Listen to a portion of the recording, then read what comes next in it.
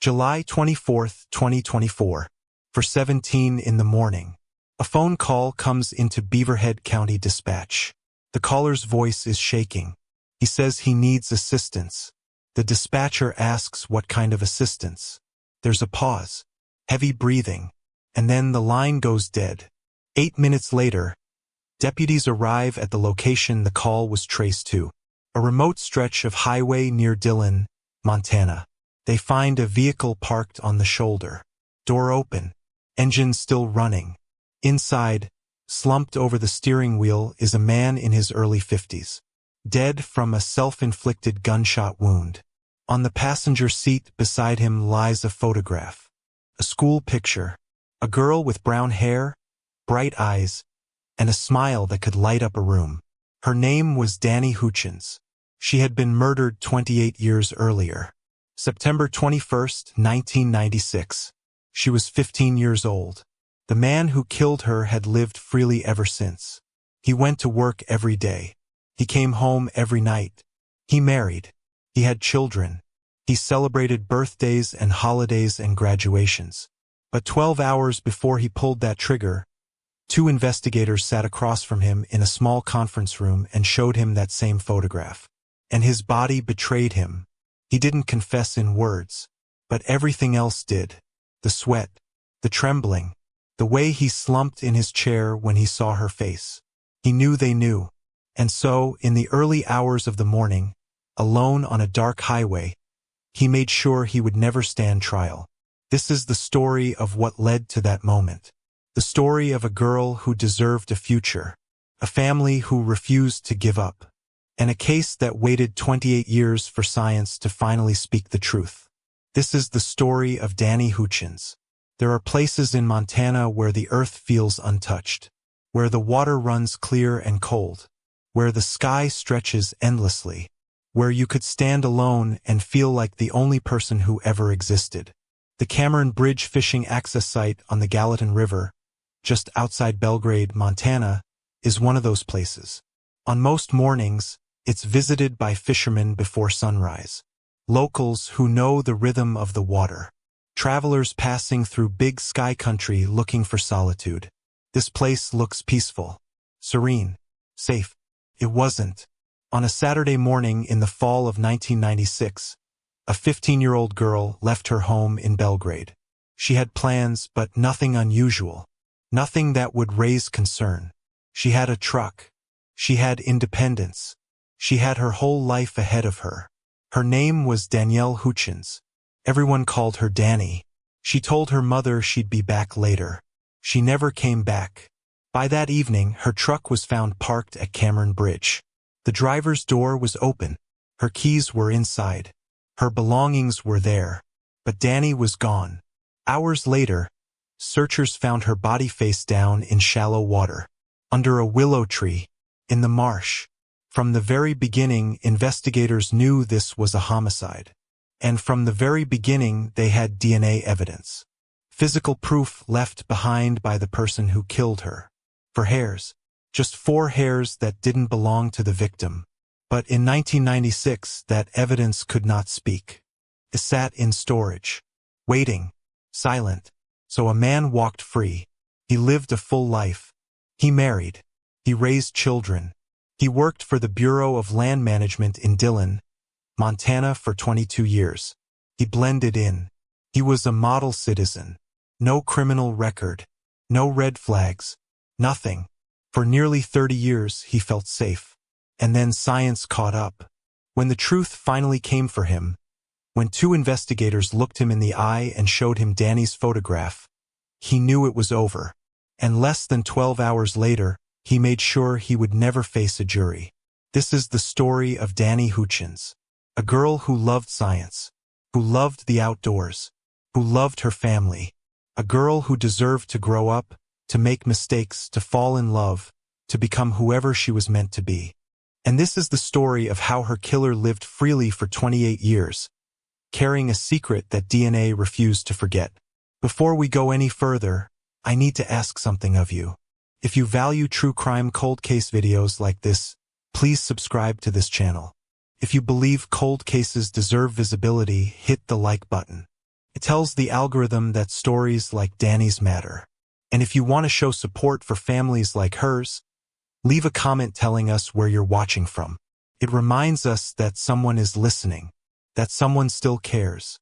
Now let's go back to the beginning, to September 21st, 1996, to a family argument, and a girl who just needed some space. Belgrade, Montana.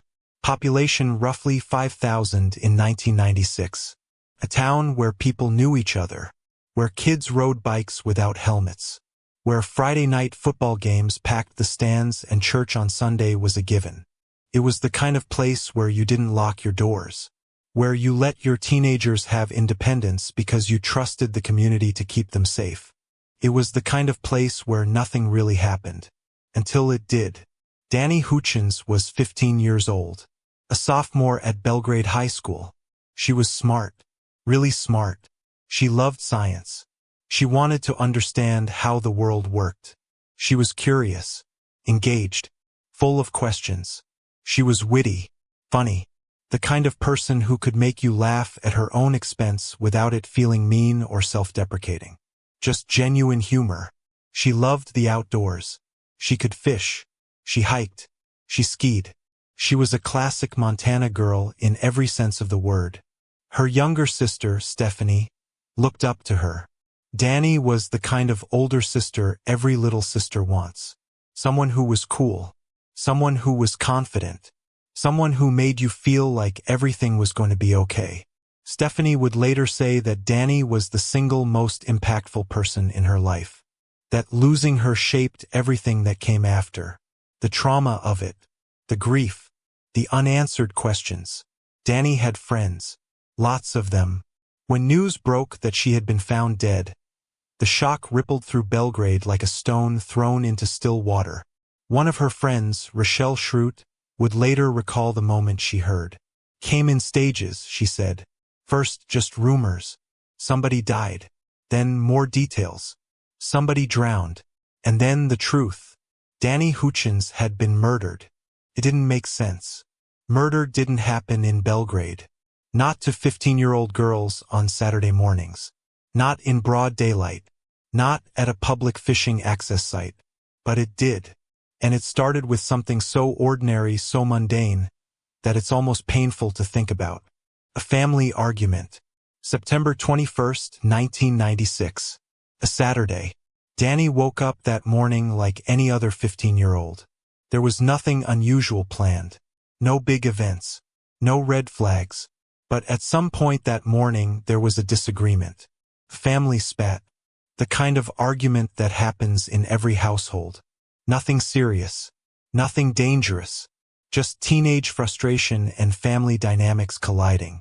Stephanie Mollett, Danni's younger sister, would later describe it simply. They had a family spat that morning. Danni got 15-year-old mad about it.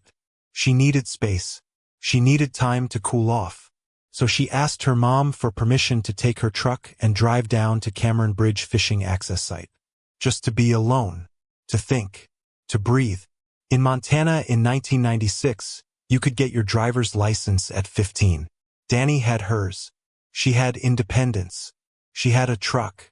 And in a place like Montana, where distances are long and privacy is measured in miles, that truck represented freedom. Valerie Houchins, Danni's mother, said yes. It was a normal request. A safe place. Danni had been there before. It was just a few miles outside of town. So around 11 o'clock in the morning, Danni left the house. She was wearing blue jeans and a gray sweatshirt. She had a knee brace on her left knee. She'd injured it a few weeks earlier at a street dance. Nothing serious. Just a reminder that she was a normal teenager who did normal teenage things. She told her mom she'd be back later. Those were the last words Valerie Houchins heard her daughter say. Hours passed. 1, 2, 3, 4. At first, there's no panic. Teenagers lose track of time. Plans change. Maybe she ran into a friend. Maybe she decided to grab food. Maybe she just needed more time alone. It's annoying, not alarming. But then the sun starts to set. And Danni still isn't home. That low hum of concern begins to grow. Valerie starts making calls. Friends. Anyone who might know where Danni is. No one has seen her. By early evening, the concern has turned into something sharper. Something closer to fear. Valerie gets in her car and drives to Cameron Bridge herself. And there it is. Danni's truck. Parked in the gravel lot. Driver's side door open. Keys inside. Belongings inside. But no Danni. In that moment, Valerie Houchins knows. Something terrible has happened. She calls the police. The Gallatin River fishing access site at Cameron Bridge sits about 3 miles outside of Belgrade. It's a public spot. Gravel parking area. Boat ramp. A narrow path down to the water. Locals used it constantly. Fishermen. Families. People looking to cool off in the summer or enjoy the quiet in the fall. It was a safe place. Or at least it was supposed to be. When officers arrived that evening and ran the plates on the truck, they confirmed what Valerie already knew. It belonged to Danni Houchins. Within minutes, this stopped being a miscommunication or a case of a teenager losing track of time. This was now a missing persons case. And the clock was ticking. Word spread fast in a town like Belgrade. By late evening, search teams were organizing. Volunteers gathered from all over. Neighbors, friends, people who didn't even know Danni but knew that a 15-year-old girl was missing, and that meant everyone needed to help. Flashlights cut through the darkness along the riverbank.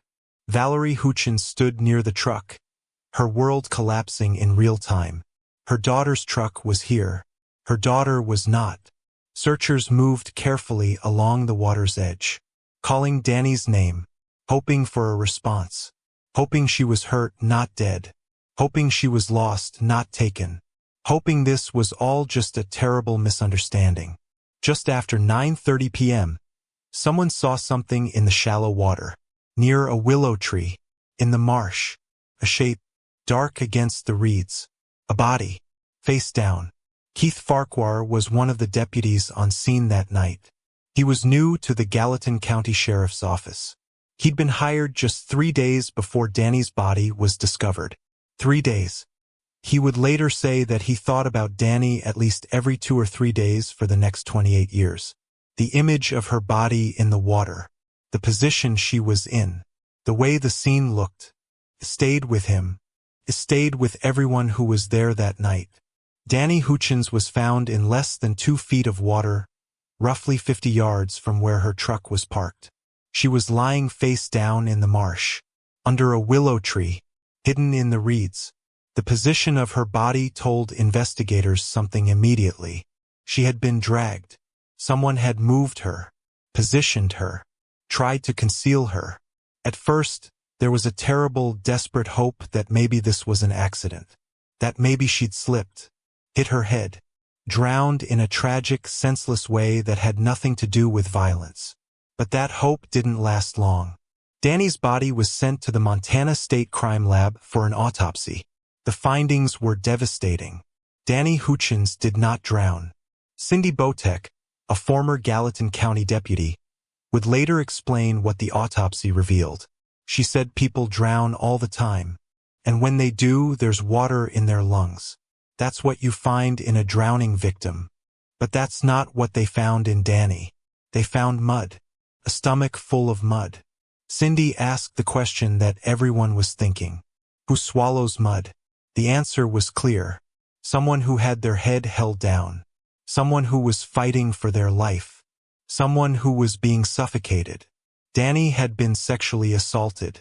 She had been suffocated. Her head held down in the marsh until she choked to death on mud and water.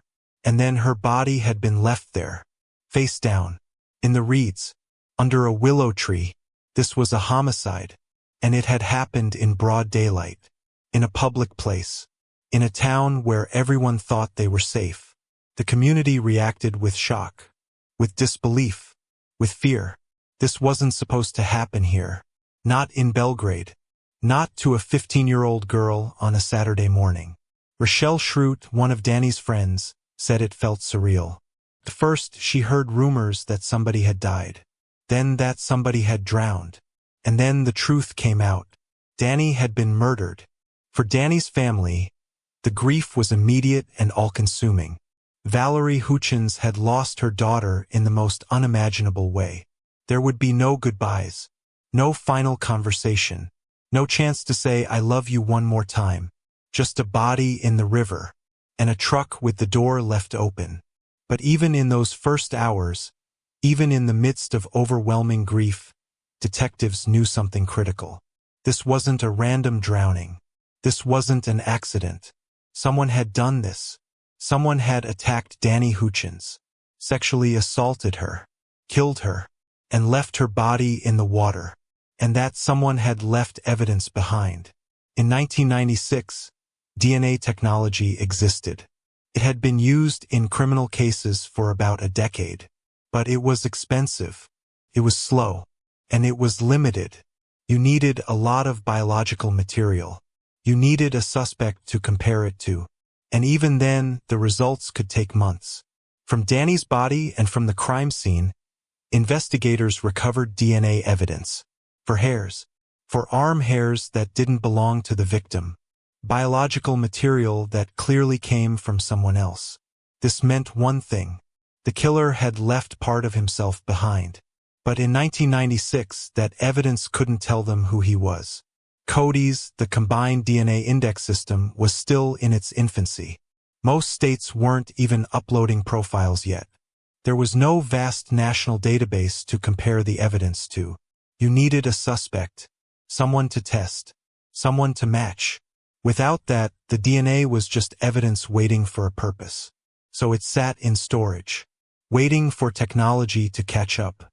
In the meantime, investigators did what they could. They questioned people, dozens of people, anyone who had been near the fishing access site that day, locals, transients, anyone with a history of violence. They administered polygraph tests. They followed leads. They worked the case the old-fashioned way.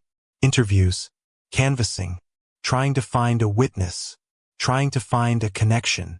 But nothing stuck. There were no witnesses. No one had seen anything suspicious. No one had seen Danni with anyone. And the crime itself appeared to be random.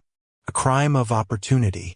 A young girl alone in the wrong place at the wrong time. But without a match, without a confession, without a witness who saw something definitive, the case began to stall. Weeks turned into months. Months turned into years. By 1997, the case was still open, but leads had dried up. The investigation continued, but it was no longer front-page news. And here's where something else happened. Something that would haunt Danni's family for decades. The official cause of death was listed as drowning. The manner of death? Unknown. Not homicide. Unknown. The family was told that Danni had fallen down and drowned. That it was an accident. But Stephanie Mollett never believed it. She couldn't. It didn't make sense. Nothing about it made sense. But she was 12 years old. And law enforcement wasn't sharing information with the family. Captain Matt Boxmeyer would later explain that in 1996, it wasn't uncommon for investigators to withhold information from families during active investigations. It was standard procedure. But it meant that for years, Danni's family was left in the dark. They were told it was an accident.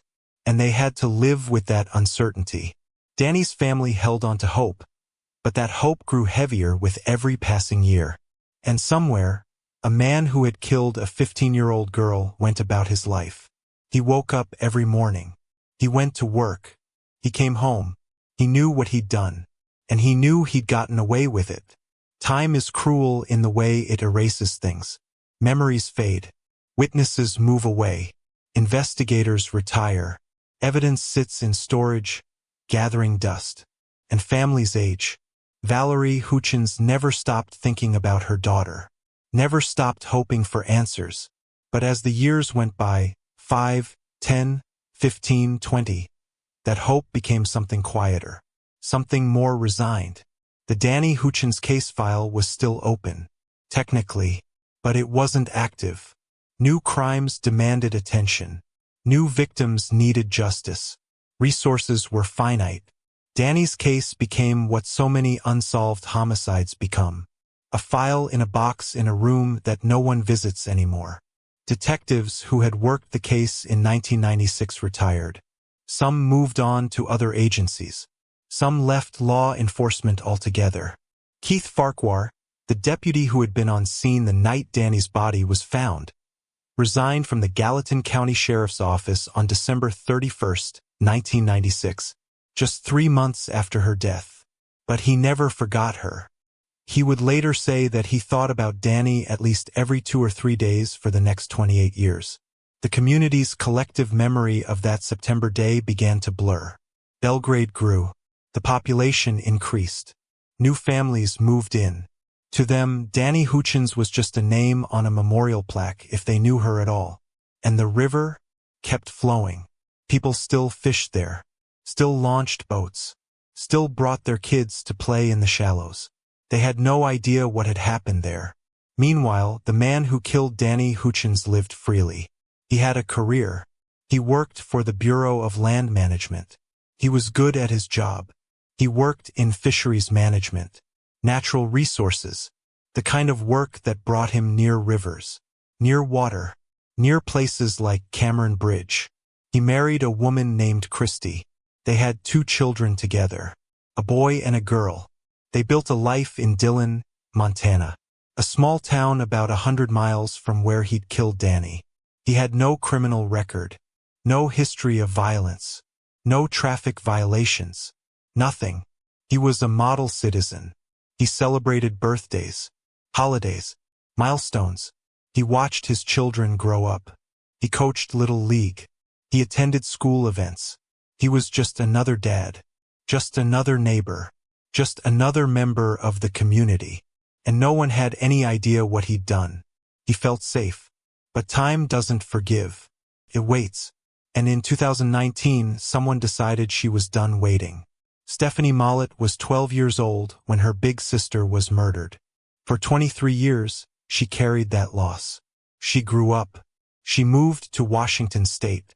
She built a life. She had a family of her own. But she never forgot. And in 2019, she decided she'd had enough. Stephanie started calling the Gallatin County Sheriff's Office. Over and over. She wanted to talk to someone about Danni's case. She wanted answers. She wanted someone to care. But it wasn't easy. Stephanie would later say that one of the hardest parts of trying to get Danni's case reopened was the distrust she felt toward law enforcement. In 1996, they'd been told Danni had drowned, that it was an accident, that there was nothing more to investigate.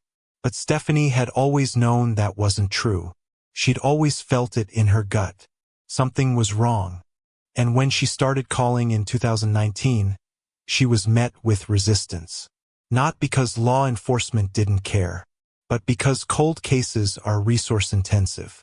They require time, money, manpower, and there were no guarantees. But Stephanie kept calling. She kept asking questions. She kept demanding that someone pay attention. And finally, someone did.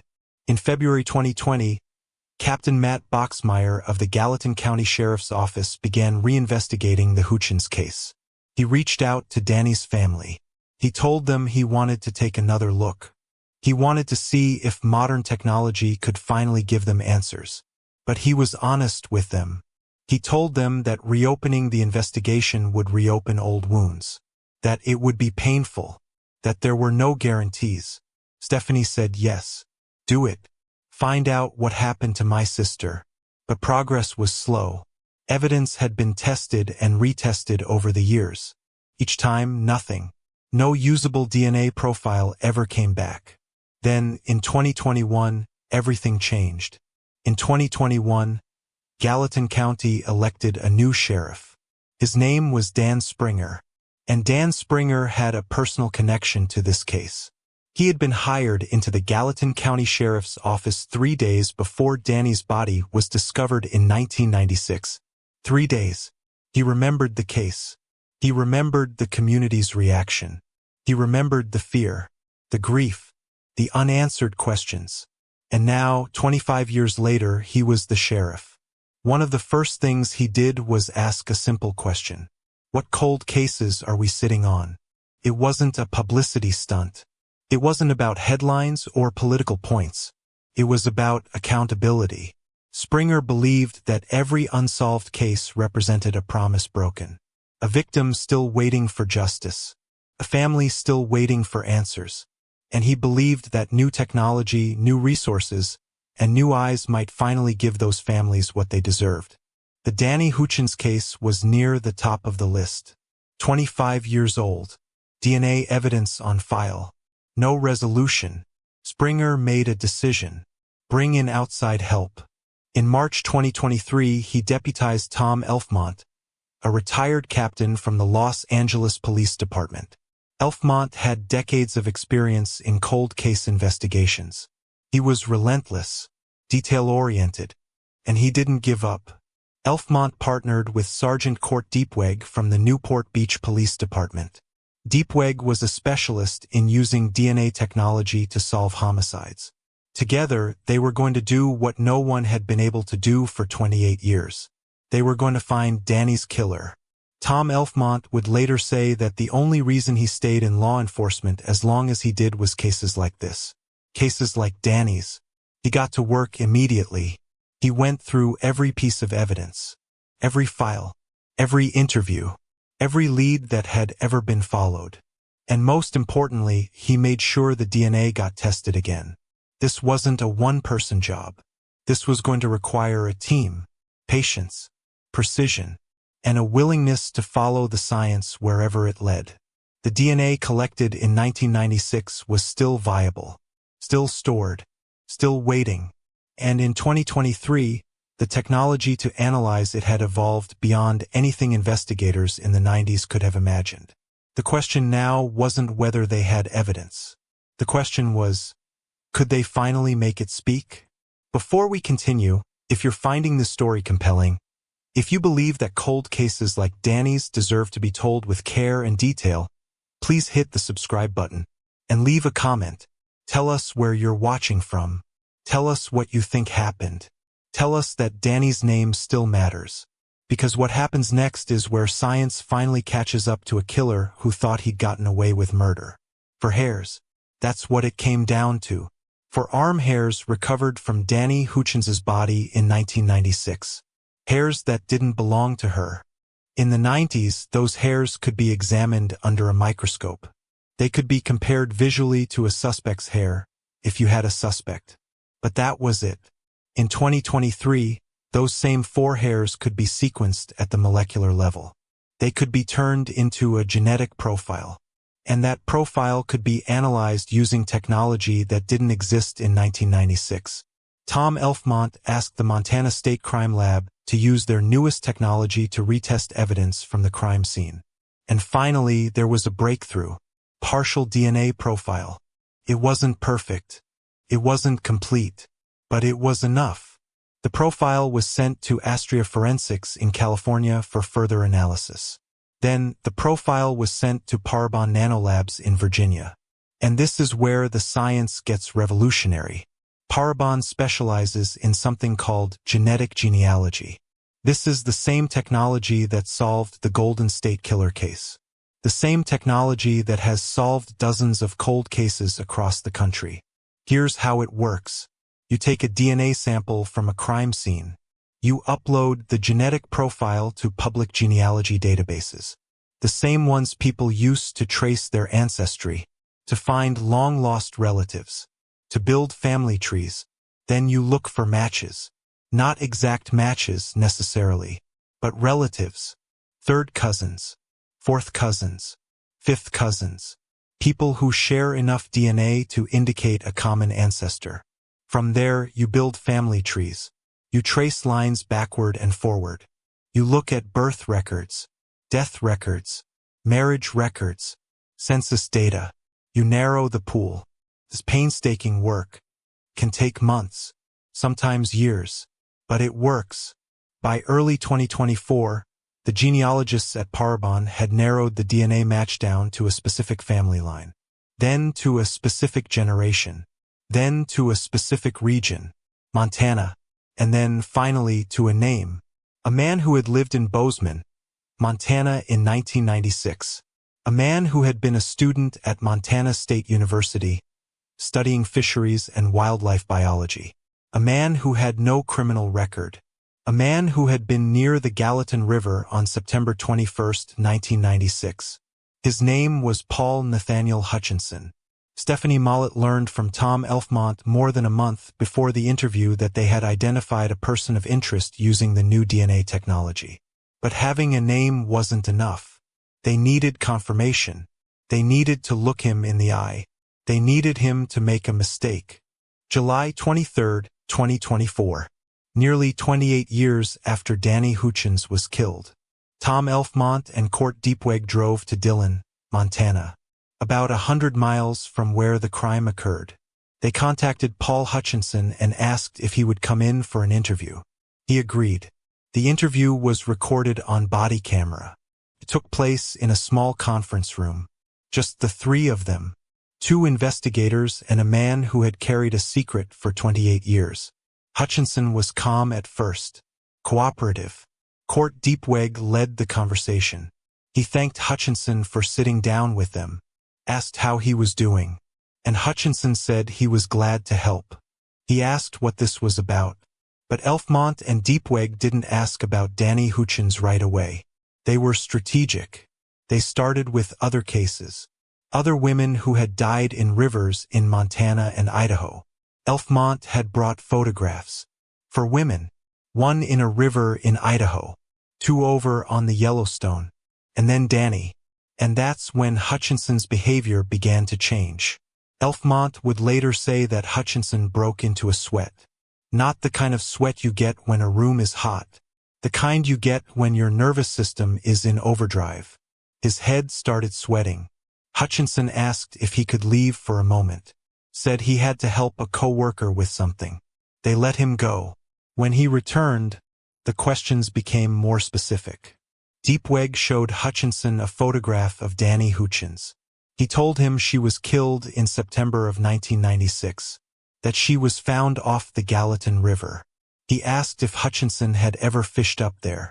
Hutchinson said he'd trapped on the Gallatin. Deepweg asked if he'd ever heard of Cameron Bridge access. Hutchinson nodded, said yeah, he knew it, and that was significant.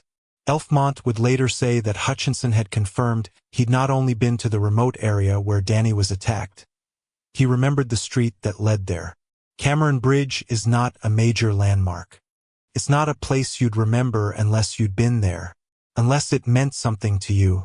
Hutchinson was shaking now. His whole body was tense. He was sitting as far back in his chair as he could get, as far from the table and the photographs as possible. He chewed at his hands, scratched his face, bit his nails, classic stress responses, and then Deepweg showed him the photograph again. Danni Houchins, smiling, 15 years old. Hutchinson slumped in his chair.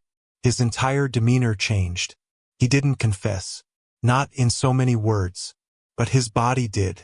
Elfmont would later say that they never directly asked Hutchinson if he killed Danni Houchins. They didn't need to. He knew they knew. And they knew he knew they knew. After 2 hours, the interview ended. As they wrapped up, Hutchinson asked them a question. Anything else you want to ask me while I'm here?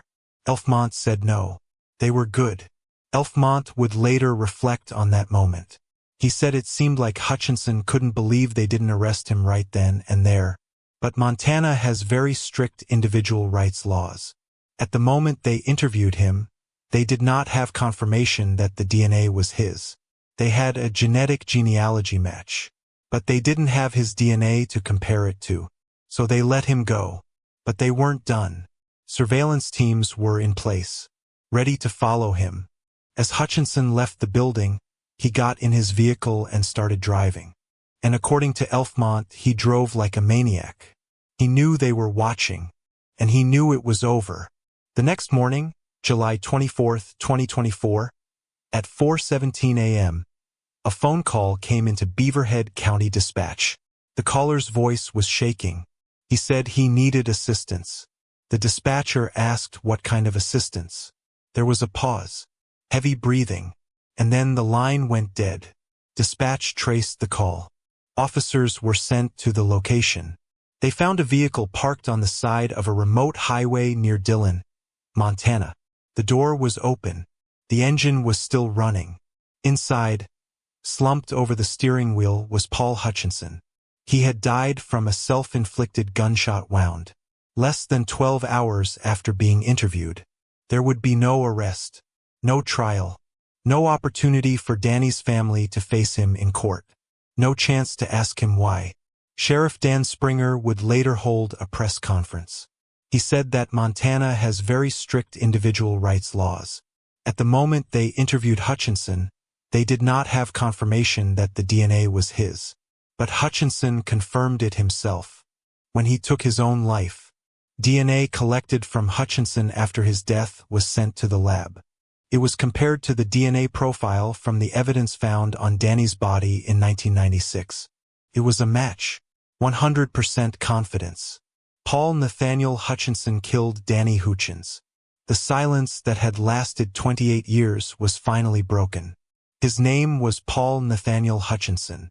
In September 1996, Paul Hutchinson moved to Bozeman, Montana to enroll in a graduate program at Montana State University. He was studying fisheries and wildlife biology. He was 23 years old. After graduating, he went on to have a long career with the Bureau of Land Management. He worked in Dillon, Montana for 22 years. Fisheries management, natural resources, wildlife conservation. He was good at his job, well-respected, reliable. He married a woman named Christy. They had 2 children together, a son and a daughter. They built a life. They owned a home. They were active in the community. He had no criminal record, no history of violence, no traffic violations, no DUIs, nothing. He was a model citizen. On September 21, 1996, Paul Hutchinson was near the Gallatin River. Maybe he was there to fish. Maybe he was there for fieldwork related to his studies.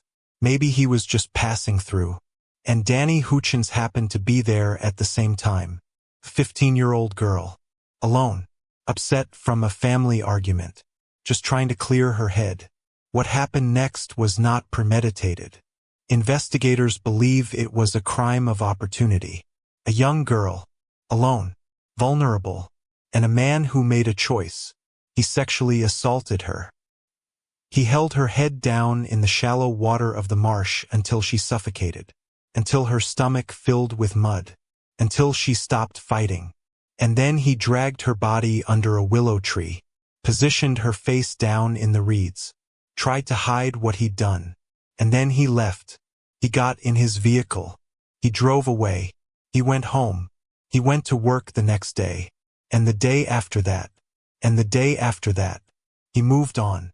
While Danny's family buried their daughter and spent 28 years searching for answers, Paul Hutchinson lived freely.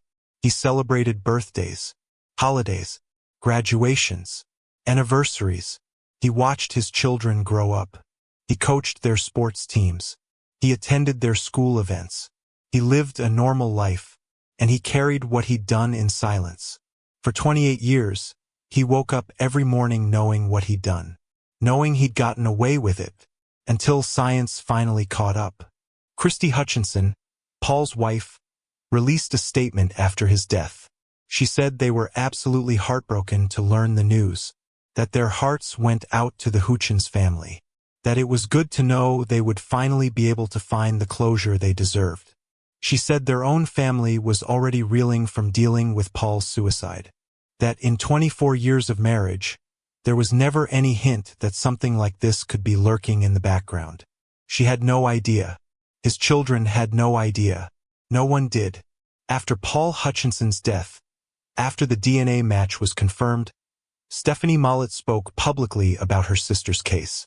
She said that while she would have preferred to see Hutchinson face trial, to sit in a courtroom and watch him be held accountable, she was certain that he was the person who killed her sister. She said that Danny deserved justice, that she deserved a life, that she deserved to grow up, to make mistakes, to fall in love, to go to college, to have a career, to get married, to have children of her own, to become whoever she was meant to be. and that Paul Hutchinson had stolen that from her. Stephanie said that Hutchinson's suicide had robbed the family of closure in one sense. They would never hear him explain why. They would never see him face the consequences in a courtroom. They would never get to look him in the eye and tell him what he'd taken from them.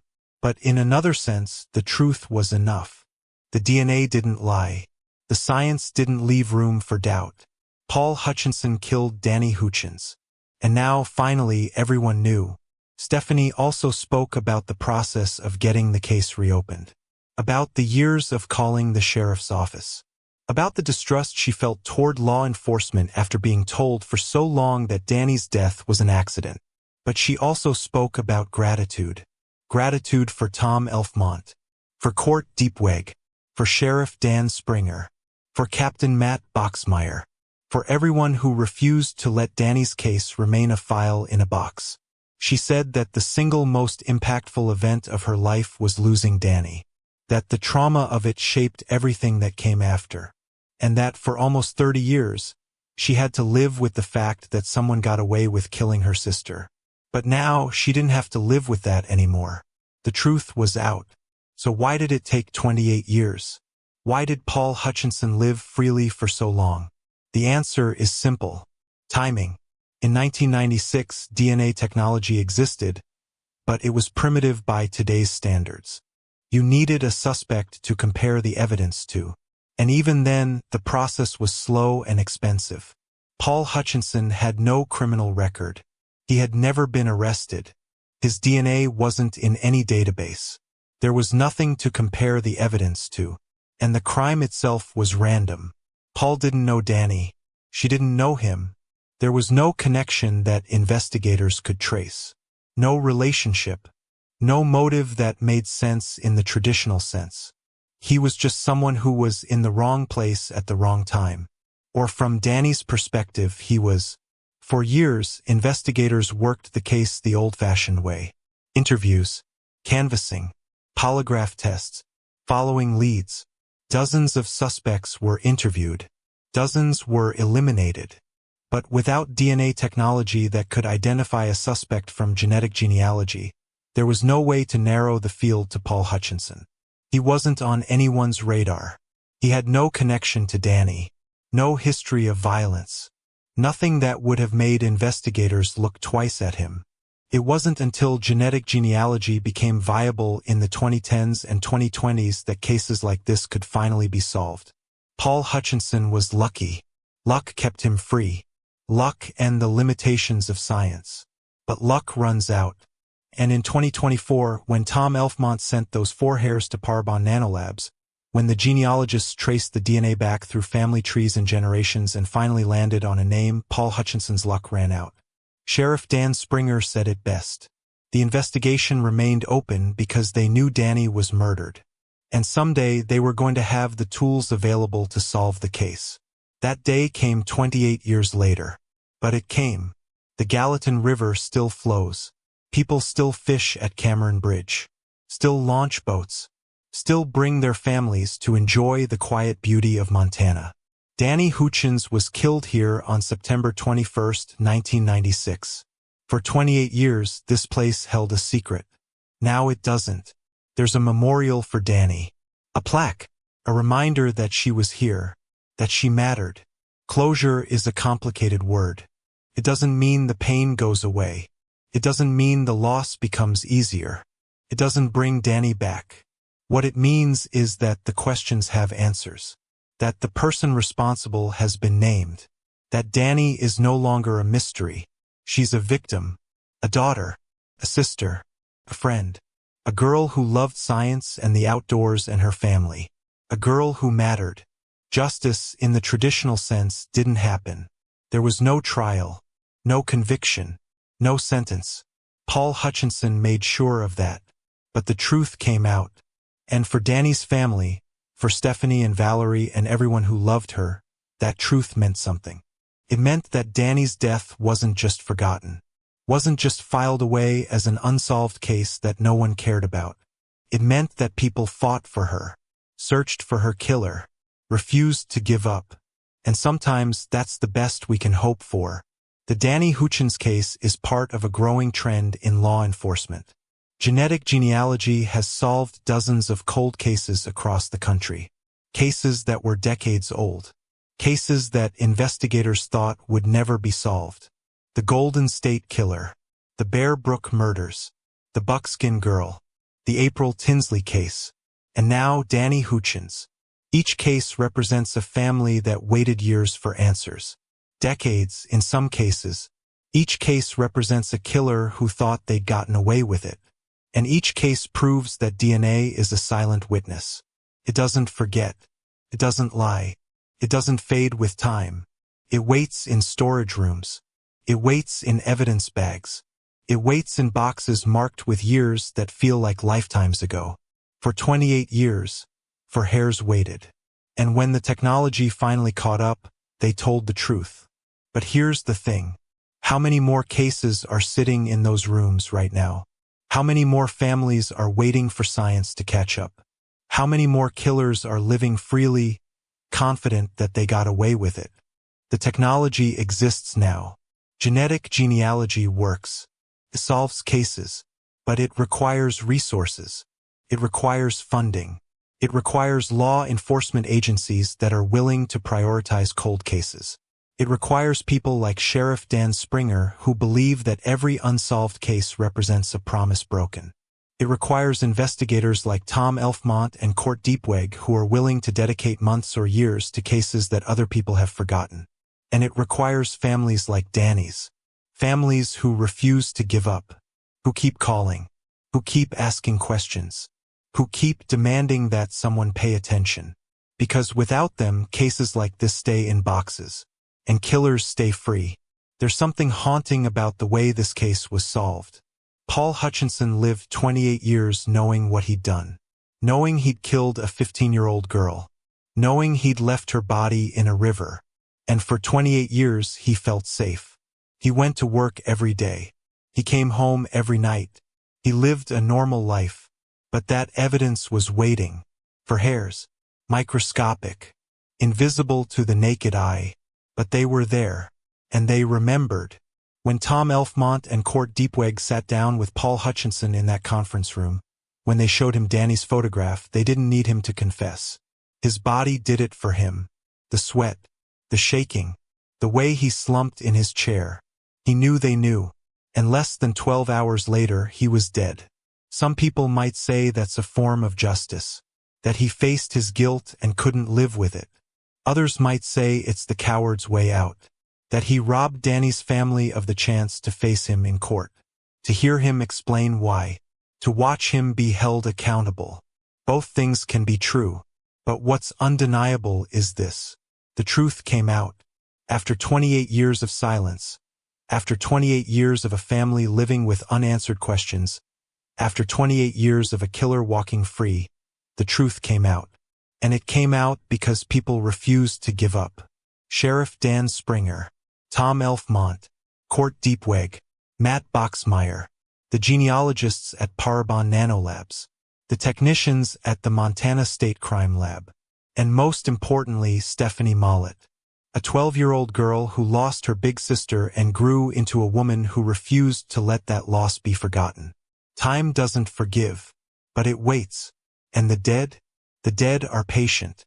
If the story mattered to you, if you believe that cases like Danni's deserve to be told with care, with detail, with respect, please subscribe to this channel. Hit the like button. It tells the algorithm that these stories matter, that cold cases deserve visibility. Share this video, because silence is what killers rely on. And Danni Houchins deserves to be more than a file in a box. She deserves to be remembered. For her smile, for her curiosity, for her love of science and the outdoors, for the life she should have lived, and for the 28 years her family fought to find her killer. Danni Houchins, September 21, 1996. Belgrade, Montana. Her name will not be forgotten.